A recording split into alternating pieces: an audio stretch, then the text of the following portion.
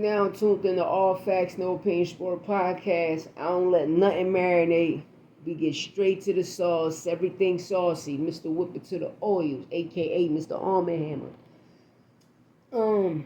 I'm not like everybody else. All of these other boxing, sports commentators, analysts, content creators. I'm myself.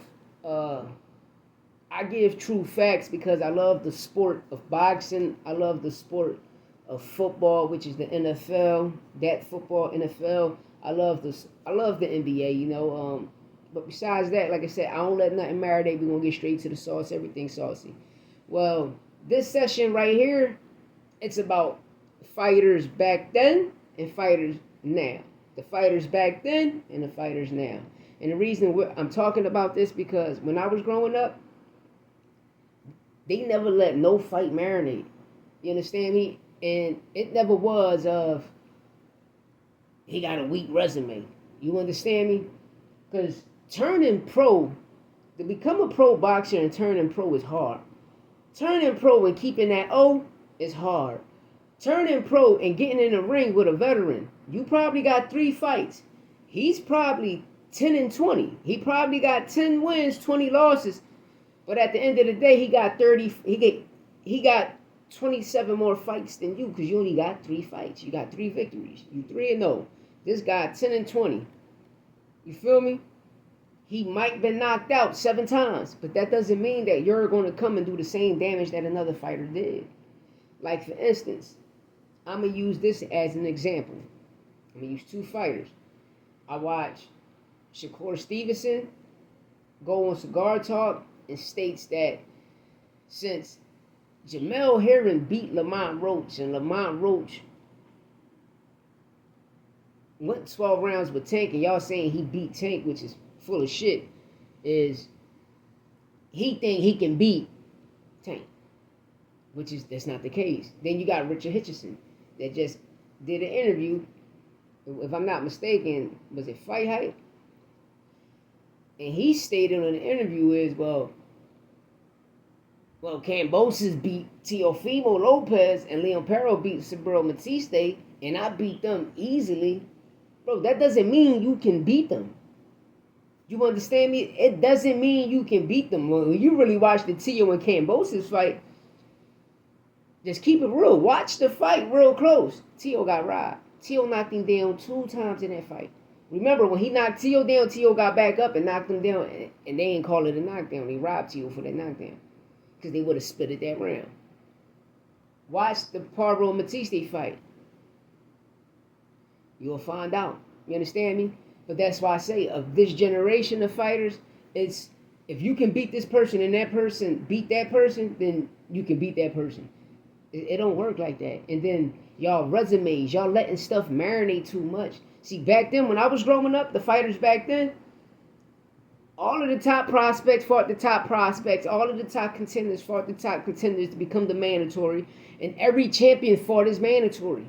Every champion fought as mandatory. On top of that, it wasn't a lot of belts out here like that. It was 3 belts, 3 body sanctions.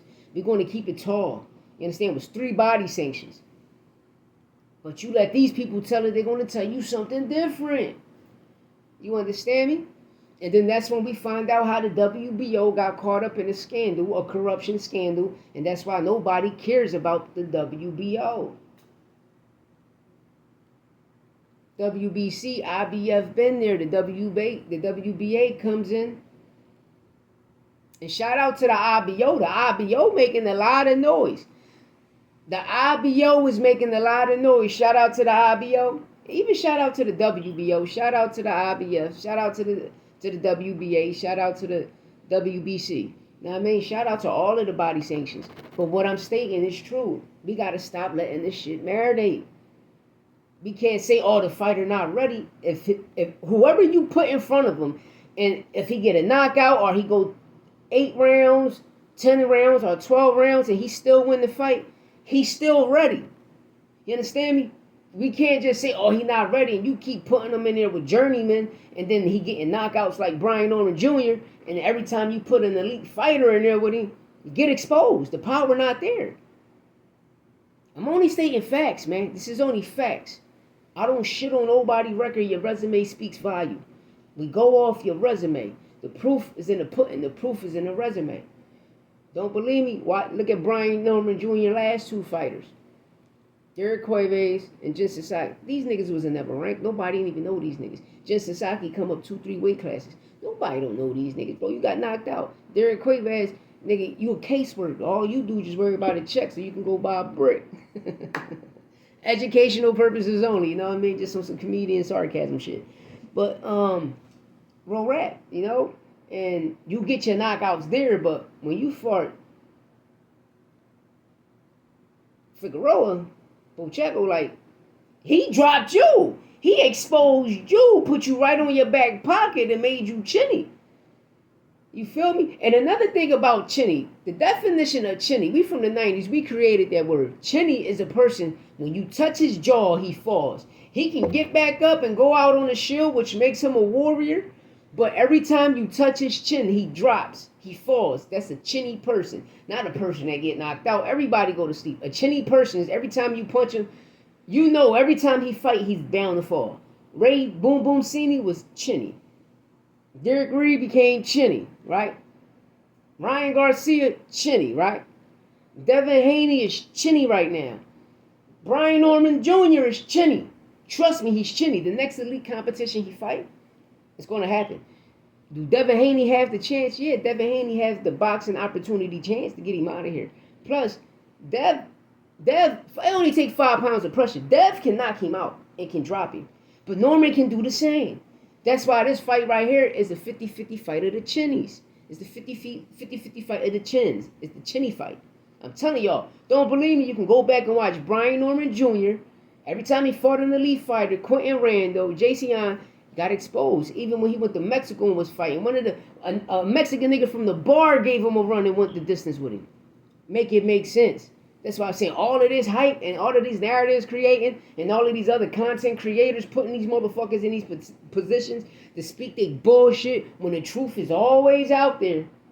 The YouTube time machine is a motherfucker.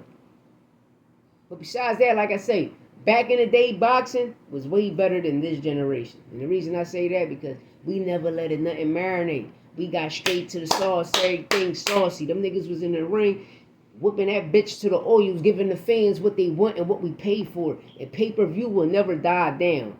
It will never die down. It's that y'all ain't got no pay-per-view stars, man. Let me know what you think in the comments. Hit that like button, share this motherfucker, and subscribe. You hear me? Just like that.